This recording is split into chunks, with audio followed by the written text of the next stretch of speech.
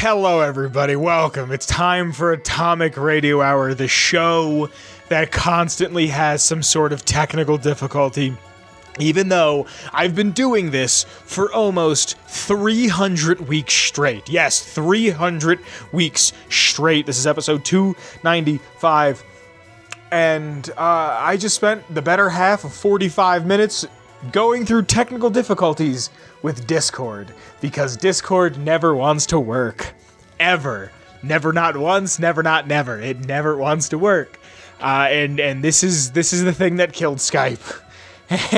And here we are.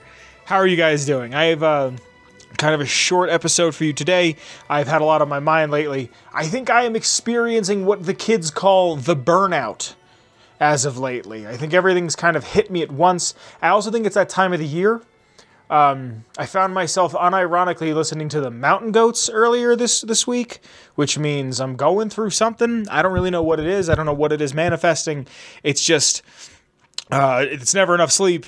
It's just that time of year. It's cold. It's drab. The weather's here. The weather's there. It's snowing. It's raining. It's also Colorado. So it's going to snow till probably about July. And then I get about 6 to 7 weeks of not that. And then I'm back to cold. Or at least, you know, a sweatshirt or something. How are you guys? You look fantastic. We have a member in the audience tonight. First time popping in. I'd like to say hello to Marcus. Hello, pal. If you'd like to watch these episodes get recorded live and hopefully not sit through 40 minutes of technical difficulties now that I have everything situated, there's a link in the description to the Discord where you can become part of the $10 tier, the Film Live 4H Studio audience, where you can watch these episodes get recorded every single week live. Go ahead and check it out. You can change your tier at any point in time. Just saying, it's there. If you like the show, come on, check it out. Now, I've been talking recently a lot about how Microsoft is going to slowly become this generation, our generation, your and my generation, if you are of the ages of 22 to 38, our generation's Sega, in the sense that Sega was a powerhouse. They made huge games. They made Sonic the Hedgehog, and they had the Dreamcast and the Genesis and the Mega Drive, and then all of a sudden, everything went away. Not because they were just like, hey, we're done, but very much because of bad business decisions. They decided maybe this isn't for us any longer, and they decided to dip out of the console race. It was Sony. It was slowly becoming Sony, Nintendo, and Sega, and they walked back, and they said, we are just going to make software. And that's kind of where we're going. Now, if you know your history, and I'm someone who enjoys history, the more shit changes, the more shit stays the same. Almost 100 years ago, we were beating up Nazis, and we're going to have to start doing it again pretty soon. This whole video just went down because I said that word. Cool. History repeats itself. And what we're seeing now is what I think is the next step akin to the video game crash of 1983. For those who don't know, the reason why Nintendo is because of what happened in 1983. Video games were looked at as a fad. The Atari, the Intellivision, the Magnavox, all that stuff, the Odyssey, was all looked at as a fad, and it was here and it was gone. This also happened to skateboarding. Tony Hawk, who I have an immense amount of respect for in such a weird way, as someone who never even skateboarded but just hung out with skaters, Tony Hawk was a part of the first wave of skateboarding when it was all like surfing on land, and then slowly turned into what it is today after the fad had died and then had come back that second time. This is what is about to happen with video games. I thought this was going to happen about 10 years ago. I thought this was going to happen at like the end of the 360 era, the beginning of the PS4 era-ish. I thought this was about to happen. But now it really feels like it's going to happen. As you probably know if you've been here, I get all of my notes in terms of modern events from Kyle. Kyle kind of keeps me up to date. He's my ear to the ground, if you will. And I got some things from Kyle that he put in my notes that Kyle and I share. If we want to talk about some things, we have a shared notes account. He'll send me, hey, talk about this, or you might want to look into this. And I have two things. One's fun, and this one's this one. And this is from Mr. Poyo1 at MRPYO1. We are 2 months into 2024, and here are a list of some of the layoffs that have been happening gaming-wise. Microsoft has laid off 1,900 people. Sony has just laid off 900 people. Unity Software lays off 1,800. Twitch lays off 500. Riot Games lays off 530. Discord laid off 170. Discord laid off 170. Discord laid off 170 people, and Discord hasn't worked all of 2024. There is no reason why when I open a YouTube video, all of the audio on my computer while I have a Discord call opens just stops working. Everything just shits the bed. Playtika, 300 to 400 people. Lost Boys Interactive, 120. Pixelberry Studios, 120. Metaverse World, 70 people. Black Forest Games, 50. Recon Games, 60.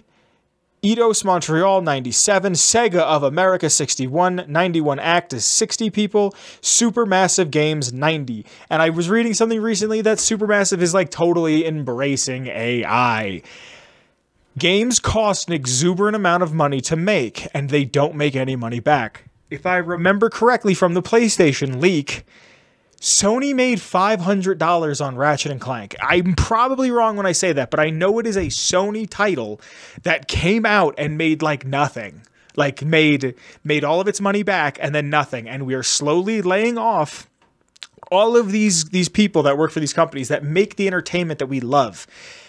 And I don't think I'm alone when I say it feels like the only things that have come out have been indie titles that have really grabbed people.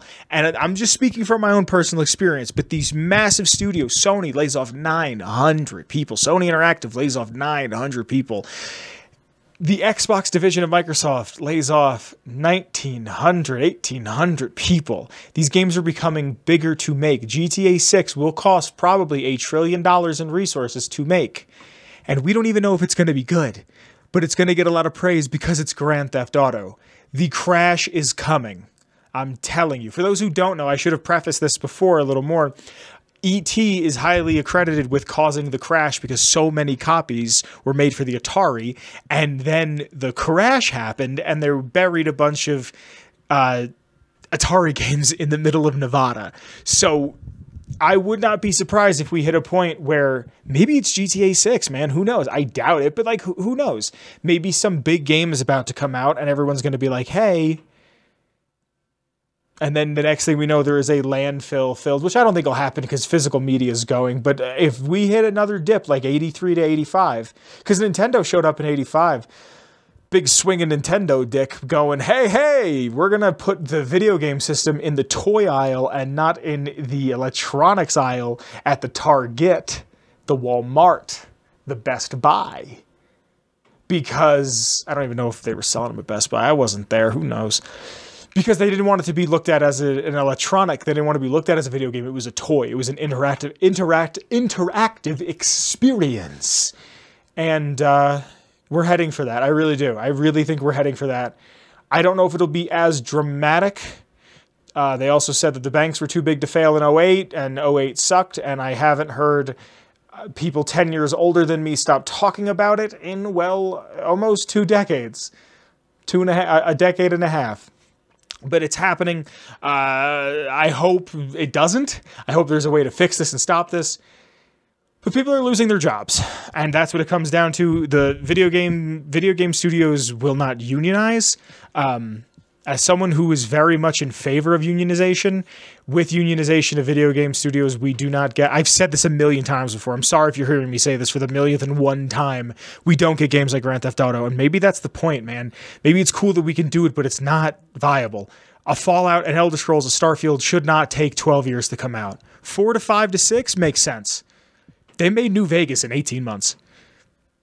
Shouldn't be a decade. I shouldn't, like, there is a possibility I could have a child before the next Fallout game comes out, and that's a wild thing to think about, man. It's crazy. Something else I'd like to talk about real quick. I wanted to make sure you guys heard it rather early, and I don't know if I'm going to be able to make it to this one this year, But this year, November 16th, which is my birthday, and 17th is the Fallout New Vegas fan celebration of 2024 at the Pioneer Saloon. Located at the historic Pioneer Saloon, 310 West Spring Street, Good Springs, Nevada. Free admission, all ages, and pet friendly. I didn't get to go last year, as you know. I don't think I'm going to be able to go this year, but hey, Nevada's not going anywhere. Good Springs isn't going anywhere. The Pioneer Saloon's not going anywhere. Fallout New Vegas isn't going anywhere. But if you want to go, check it out. I will link to this Twitter post that I got this from, if I can still find it. I got it from Mantis. I'll link to that in the description below, so you can go ahead and check that out. I just wanted to let you know, because if you get to go, send me some pictures. It's exciting. I got invited to do a D&D game there last year, and hopefully, if they don't go this year, maybe the year following or something, when I do get to go, if I get to go, we can all meet up and play a little D&D or something. I would like to get into this week's lore, but before I get into this week's lore, we got to talk about the Patreon. Because of the Patreon, I can have the show become bigger and better and stronger, and there's new fun things that I can try, like having the Discord, people that are in the $10 tier in the Patreon sit in on these episodes, get recorded live, like I said in the top of the hour. We are here with Marcus, who is sitting in on this episode, who has been with me for this episode. I have a lot of things I have to troubleshoot and change, and maybe see if I have to update Discord or update something else. My drivers always need a good updating.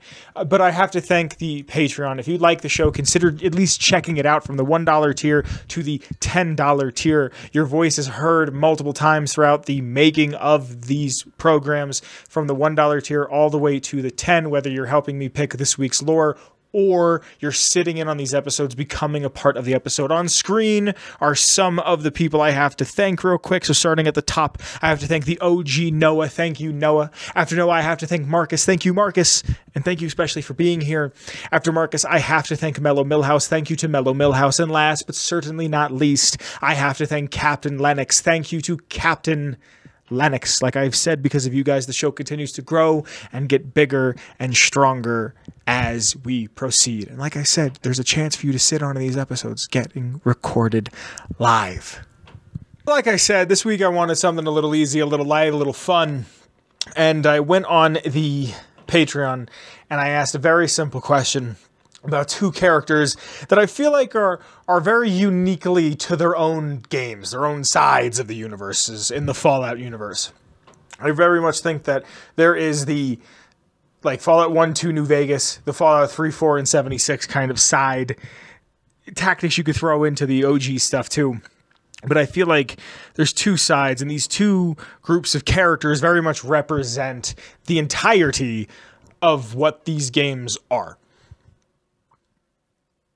Option one that I gave the Patreon was Sarah Petrovita, a collector, a woman who likes things from Fallout 3 and has made her entire life about these things. And Mick and Ralph, two shopkeepers from New Vegas who are always on the up and up on what's really going on New Vegas's underbelly. So if you'd like to hear any lore, and I mean any lore whatsoever from the Fallout series, make sure to check out the Patreon, because even at the $1 tier, from the $1 tier to the $10 tier, your voice, yes, your voice, is heard weekly when it comes time to choose this week's lore from the Fallout series. And this week's lore, by way of the Ghoulman Entertainment Patreon, is on Sarah Petrovita from Fallout 3, and she shows up in Nuka World, the DLC for Fallout 4. Sarah Petrovita is a collector. She's a woman. A collector, a young woman, someone who likes a thing to such an extent that it has become her obsession.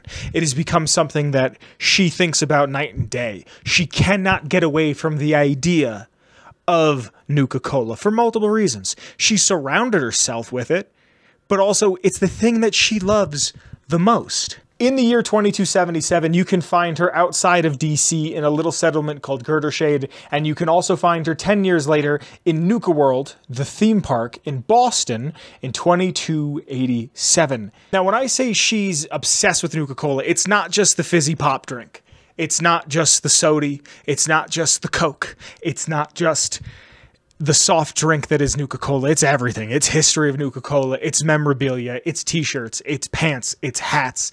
It's the little plastic bits that you shouldn't be obsessed with, but people that are obsessed with things collect. If you meet someone who's really into Disney stuff, especially the parks, they just collect the napkins. They collect the straws because they got little Mickeys on them. And that's what Sarah Petrovita is. And this is a character that I very much identify with. This is a character who I empathize, sympathize with. This is a character who I enjoy seeing in these games because she's just a product of what she is. She's a product of this propaganda that's been peddled to an older world. There's a sense of nostalgia that comes with Nuka-Cola. From its advertisements showing a family getting together and having a drink while having a picnic in the park, or just, you know, relaxing. It's if you look at old Coca-Cola, which obviously is Nuka-Cola's real-life counterpart, if you look at these things, they show you, and especially the advertising, pretty much up until I'd say about the 80s, pretty much they show you what you want. They show you contentment. They show you happiness. And that's why you drink it. And you don't drink Pepsi, not just because it killed Michael Jackson, but because it tastes awful. This is what she has bought into. She's bought into an old world idea that she has made into her entire personality. Her entire obsession started at the age of 16. At a ripe young age, she got into it. And from the official Fallout 3 game guide, I get all of my lore off of fallout.fandom.com, the Nukipedia, if you will. But this comes from the Prima official game guide, a direct quote. She has spent every bottle cap her parents left her acquiring the drink from merchants, travelers, and towns spread throughout the wasteland. Even though her looks are a desirable target for men, her personality leaves much to be desired. Now, she is a woman who gives out a quest that, as much as a collector as I am, if you've been here for a minute, I haven't used a picture of it in a while, but if you've been here for a minute, you know of the shelf, the Fallout shelf, the shelf that I keep all of my collectibles on. I lovingly refer to it as the virginity shelf when people come over for the first time, because in my living room, I have two other shelves. I have like a Sesame Street Muppets one, and on the other side, I have Godzilla, and then here I have all my Fallout stuff, and they're like, wow, you really do have a lot of stuff, and I go, wait till you see the virginity shelf, and then I show them this. And this shelf here, if you've been here for a while, you know it's my little shrine, my little oasis of Fallout stuff in my life that I keep. It's all my trinkets, my knickknacks, some stuff that I built. Some stuff on here is over 10, 15 years old. But this stuff that I have, I love to collect. I'm not a huge fan of collecting things in video games when it's a quest. Collect one of these items or 30 of one item, not a huge fan. In Fallout 3, though, what I used to do all the time is I would collect weapons and armor. I needed one of everything. I don't know why. I needed one vault suit. I needed one variant of every vault suit. I needed one weapon, one variant of every weapon. I needed one of every piece of miscellaneous garbage. Could not tell you why I did this, but I did this. The point I'm getting at is Sarah Petrovita gives out a quest called the Nuka-Cola Challenge, where you have to bring her 30 Nuka-Cola Quantums. This is a quest I've done. I wanted to try to get all the achievements at one point. I'm in the process of getting all of them. I'm only missing like 4 or 5. But you have to get these Nuka-Cola Quantums. You can drink every single Nuka-Cola Quantum before you get to her. There are a finite number of quantums. If you go to, I know there's a few in Paradise Falls, so let's use Paradise Falls as an example. If you go to Paradise Falls, grab that quantum, drink that quantum, and then you go to the subsequent other areas where there is quantum and drink them, you cannot finish this quest. And I really, really like that about this quest. It shows you that collecting is a finite thing. I think it's also neat to actually have some sort of, like Fallout 4, stuff comes back up. There also shouldn't be quantums in Fallout 4, but that's a story for a different day. There's a finite number of items that you can collect, and you can use them because they are expendable items. Right? So she lives in Girder Shade with another fella by the name of Ronald Lauren. And during this quest, she'll say to you, hey, I need 30 Nuka-Cola Quantums. They're super rare. They were supposed to come out on October 23rd, 2077 in DC. And there's a couple of them out there, and I want them, and I love them, and the strontium in them only makes me piss blue for a little bit of time. Right? That's what I need. So after you acquire this quest from her, you can leave, and this guy Ronald shows up who lives in town. I want to read for you directly off the wiki what it says about Ronald, because I think it's really hilarious and almost kind of beautifully, I don't want to say ironic, but it's a beautiful story being told about what the wasteland can do to somebody and how I really feel like Ronald feels. This again comes from Fallout 3's official game guide, the Game of the Year edition, page 93. Ronald Lauren. After his wife died, 33-year-old Ronald wandered the wasteland until settling in Girdershade. Living in close proximity to Sarah Petrovita has made him feel even worse than when he was alone. His thoughts of loneliness are not as wholesome as most would think. Basically, he misses the physical side of relationships. Feeling these urges, he has made several advances upon Sierra, who is completely oblivious to his motivations, because she is absorbed in her pursuit of Nuka-Cola. Ronald mistakes Sierra's rejections as being spurned, and this has enraged him a great deal. Fortunately, he does not want to physically force himself on her, but wishes to get even with her in other ways. So this fella, this real piece of shit, shows up and says to you, once she says, I'll give you 40 bottled caps for every single Nuka-Cola Quantum you give me. Ron can show up and say he'll give you 40. He just wants the credit for finding them. You can persuade him with a speech check to give you double, so he'll give you 80 caps. But as I have written here in my notes, he wants to give her Quantum so he has a chance of, and this is a direct quote from the Fallout Wiki, plowing her bean field. This man would like to plow a woman's bean field. I have never heard plow someone's bean field as a sexual euphemism for sex. And very funny to me. Very funny euphemism. Now, I've said it on the show before. I'll say it again. Good pussy and nostalgia can kill a man. And that's very much what I think Sarah Petrovita is supposed to represent here. She's got a post-contemporary haircut. She had parents with money. I doubt they showed her much affection, but they definitely showed her some cash. Here comes Ron. Right, she's got money. She had money. She spent it. She's got this post-contemporary haircut. She is the physical personification of nostalgia. She is what the old world wanted someone who liked Nuka-Cola to be, completely obsessed. And he wants to lay pipe so badly. I actually have down here, Ronald wants to pipe so badly. He helps her find more memorabilia, helps her find more Nuka-Colas. He joined the Petrovita Nuka-Cola fan club, their first and only member. Now, yes, there is the Petrovita fan club. Ron has done all of this in a chance to get inside of Sierra's pants. Sierra is the president, the recording secretary, treasurer, and the 10-time winner. Now, mind you, she became a Nuka-Cola fan. She's 26. She became a Nuka-Cola fan at 16. So she made this the year she found out about it. She's won it 10 times. She's the winner of the Nuka-Cola Fan Club Collection Award.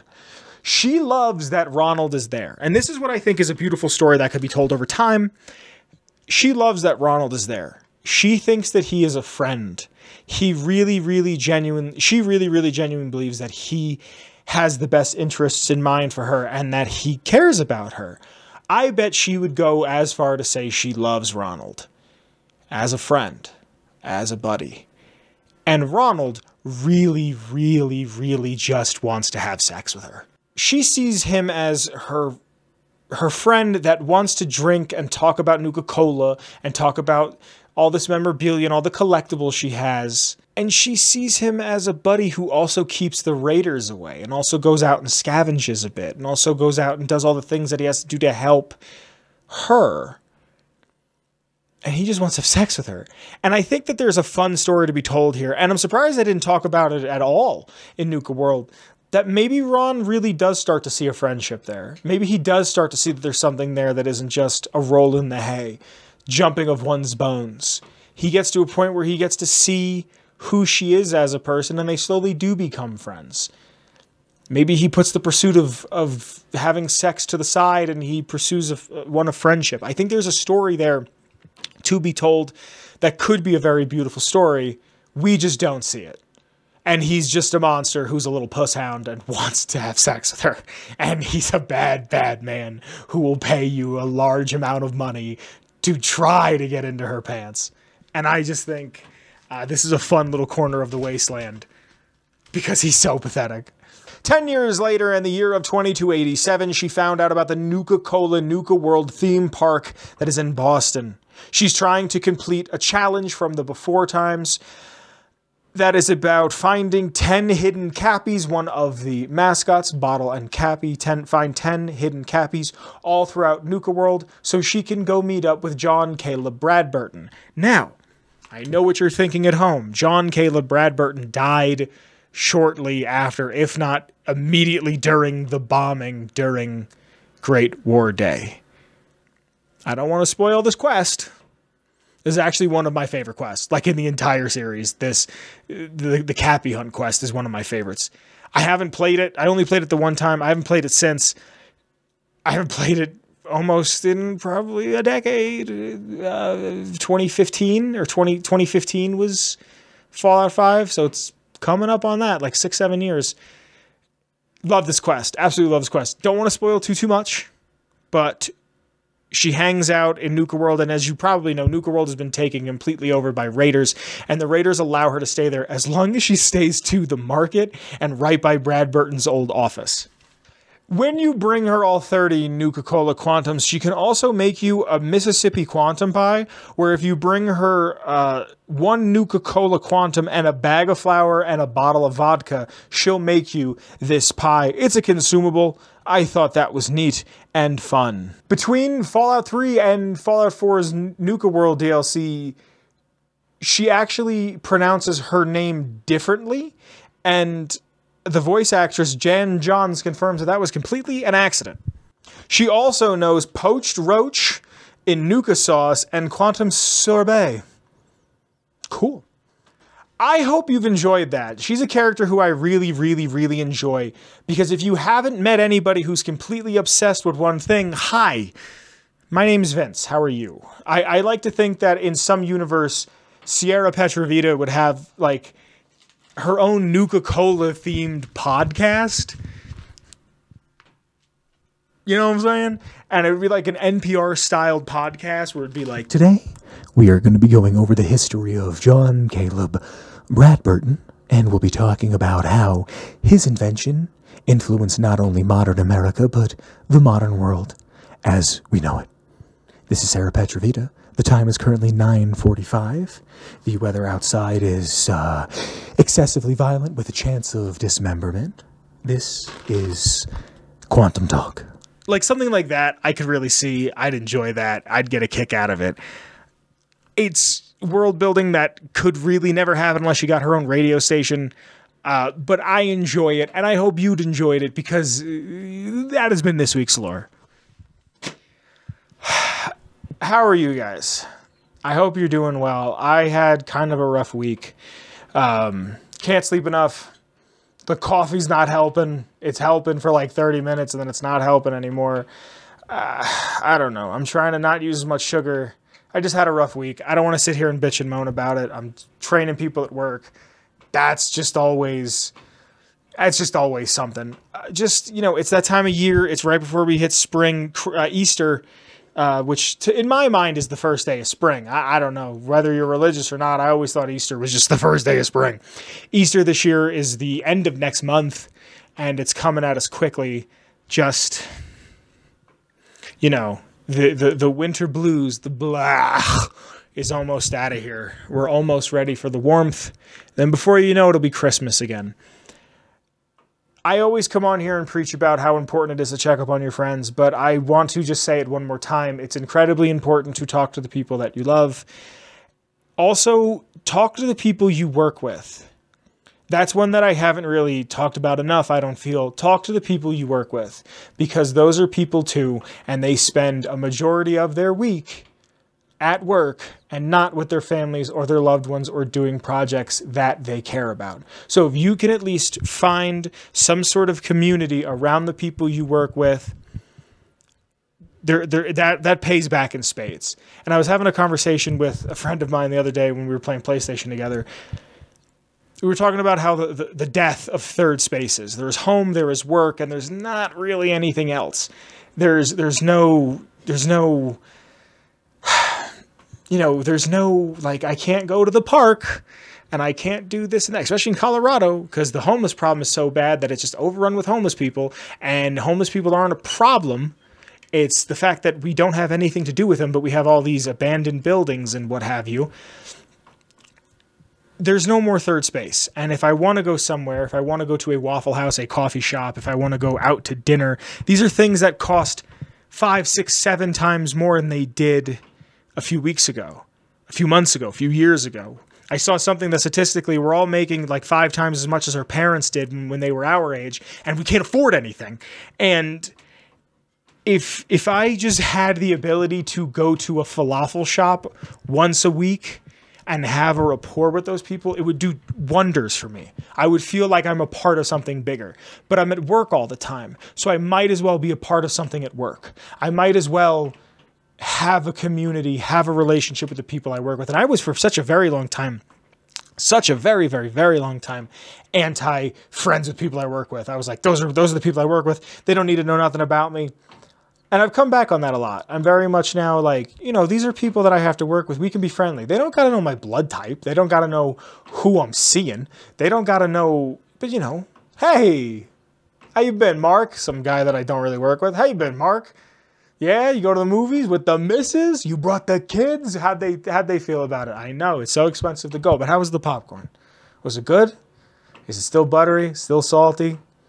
Still worth every penny? I know. It's an experience that I hope never goes away, going to that old movie theater. Just something that we should all have. I hope you guys enjoy this week's episode. My name is Vince. This has been Atomic Radio Hour. If you like the intro music, it's by the one and only Shane Ivers. The intro song I use is called Feather Duster, but you can get all of his free sounds at silvermansounds.com/free music. In the description, there's a link to the Patreon. Again, check it out if you get a chance. There is someone here, Marcus. Once again, hello, hi, thank you. Marcus is here, sitting in on a live recording of the episode. And if you like these episodes, you can be a part of this too in the Discord.